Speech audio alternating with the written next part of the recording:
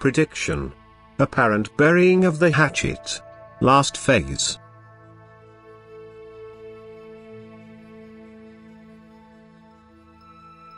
World affairs are determined by higher laws, even though human will plays a large part in it. The eternal lawgiver himself directs and rules everything, and his eternal plan takes the consequences of human will into account. And thus the hatchet will apparently be buried, but the fire is not yet extinguished. It continues to smolder, only to suddenly flare into a mighty blaze with devastating effects. And it will come to pass what was foretold by the voice of the Spirit.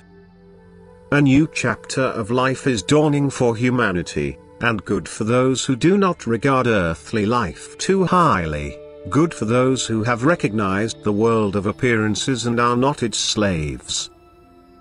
Good for those who know the meaning and purpose of life, who have set themselves a higher goal than the mere fulfillment of worldly lusts and pleasures. They will take up the struggle for existence which the ensuing time entails. They will be and remain victorious.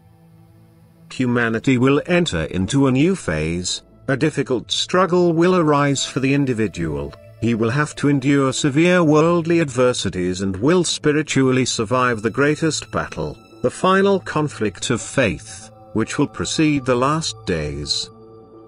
This will irrevocably come to pass as it is told, because time has run out, and the spiritual low level dictates a halt.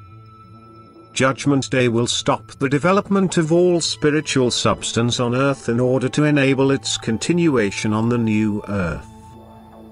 Humanity will soon enter this last phase, and the well-informed, the spiritually knowledgeable person will recognize its beginning by the progress of world events. Because world events first have to take their course, the fire has to be aroused anew for hardship to reach its highest pitch in order to justify God's intervention. In order for God himself to rebuke the fighters by seizing their weapons from their hands and causing an immense disaster to come upon all, so that all people will turn their eyes towards the nations where God has clearly spoken. Because he will identify himself, he will speak a language which can be understood by everyone who wants to understand.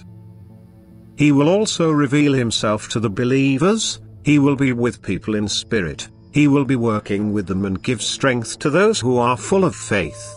For they will need his presence, they will need his help, because the time of hardship will affect them too, and the fight against all believers will intensify as the end draws near. The last phase will only be of brief duration, but it will be a great burden to people and only bearable with God's help.